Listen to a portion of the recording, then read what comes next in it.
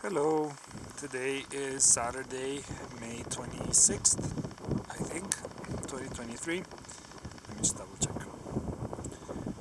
No, it's May 27th. Yeah, 2023, and I am in Canton Graubünden at a place called Tschiervahütte. And one of these is Piz Bernina, I think that one. Piz Bernina. Just remember it because I'm gonna tell you a story in a few minutes about it.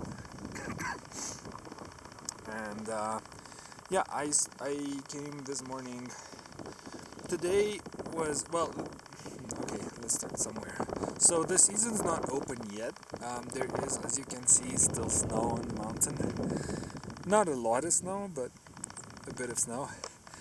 And I'd say the snow really only gets started there. So probably within 2 weeks all of this will be gone, maybe 3 weeks. And I wanted something easy that I don't have to wake up too early for, because I guess, I don't know, in more recent years I haven't really been a morning person. So I chose this hike to Tschierva from Pontresina. It was 4 hours. I did 4.5 with the snow. This snow is like the devil's powder. It looks so innocent, but it's really yucky. It's very wet and very cold, and it really seeps like into your boots and in your socks and stuff. I really did not appreciate the snow, but with the exception of the snow, the rest was amazing. So I did 4.5 hours maybe.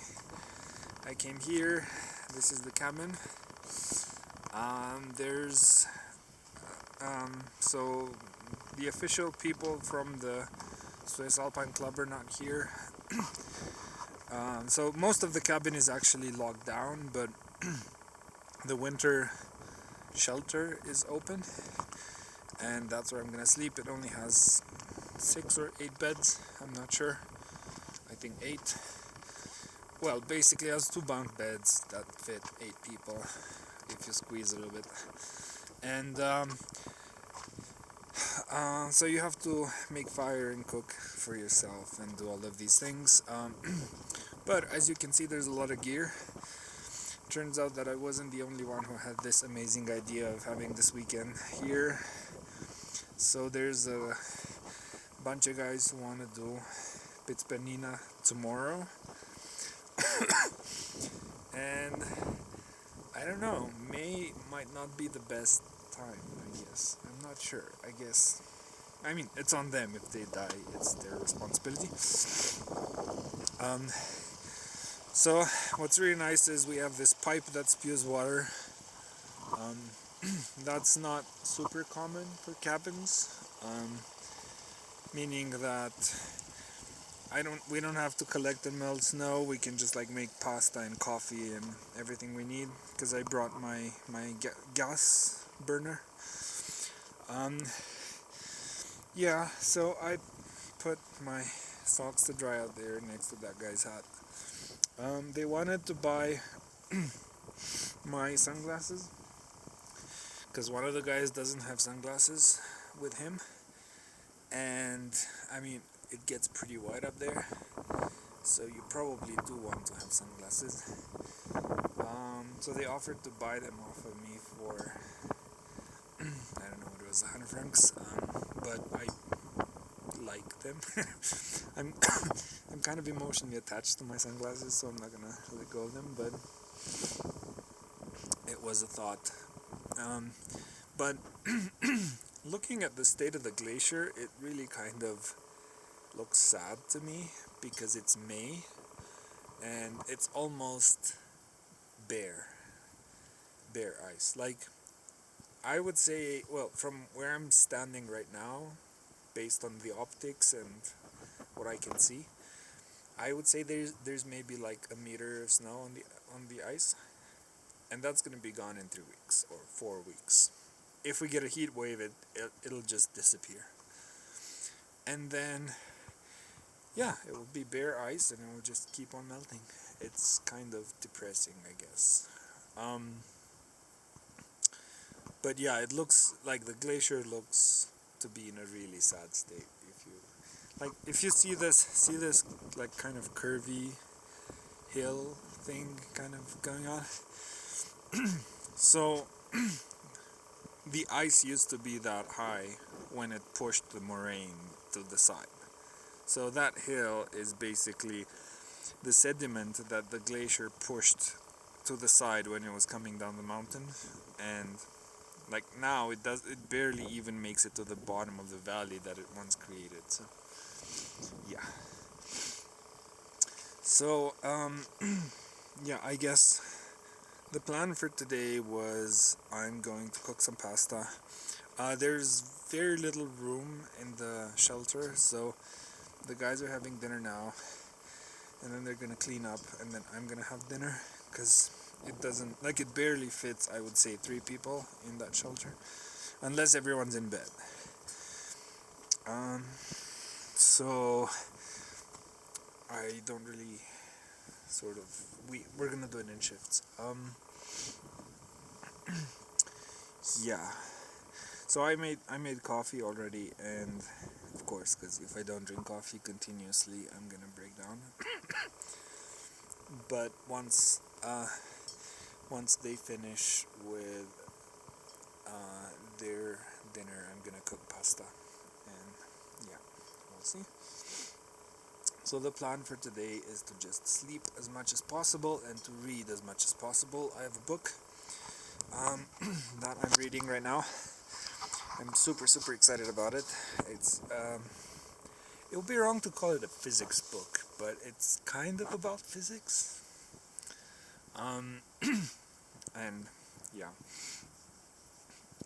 So I'm gonna try to make progress on that book. It's quite big. It's maybe like 1,000 pages, and I'm only 10% in, so it will take a while. And yeah, I'm gonna have dinner and then sleep like a baby. We're not quite there yet, but it's starting to get hot in Zurich at night, and I mean in by the end of June, early July, when it gets unbearably hot, I have really really hard time sleeping. And when I come to the mountains and sleep in a cabin, it's kind of like a cheat code. I can get more sleep in because it's colder. Kind of like yeah,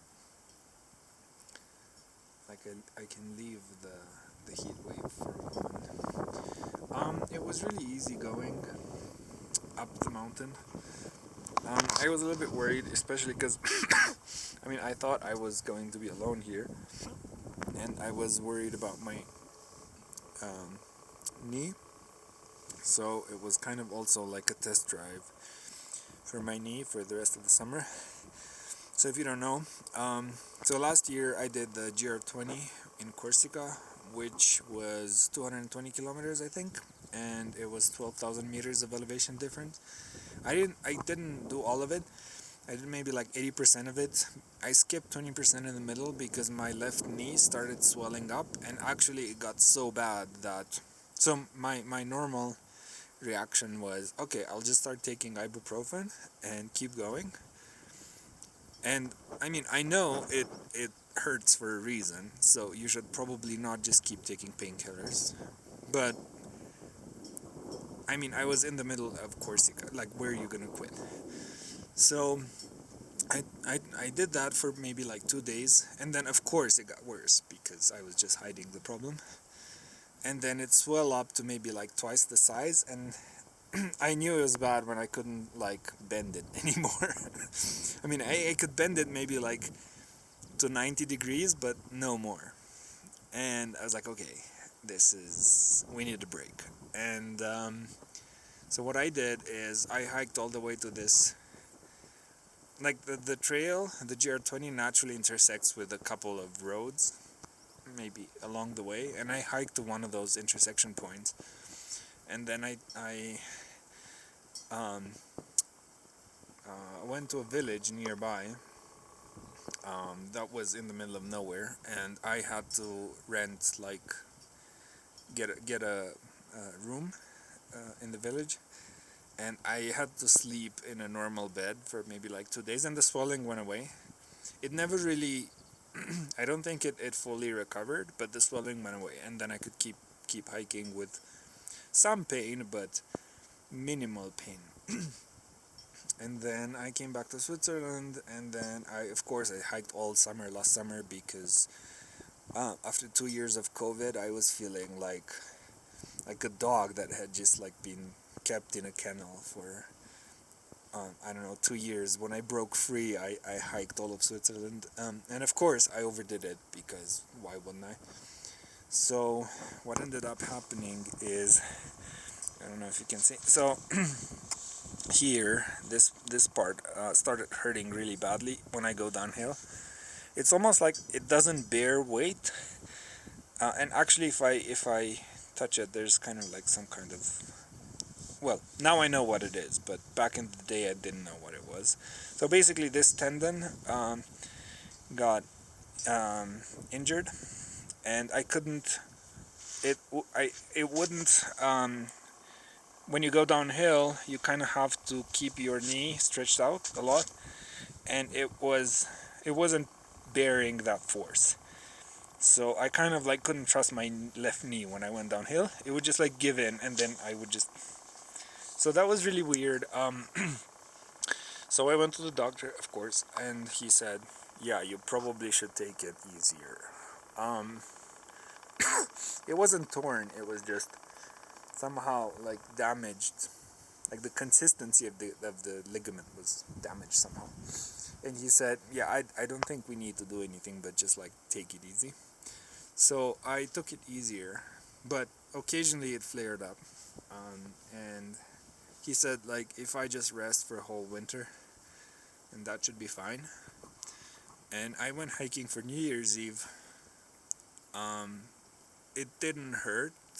I could feel it, but it didn't hurt, and it didn't like do anything weird.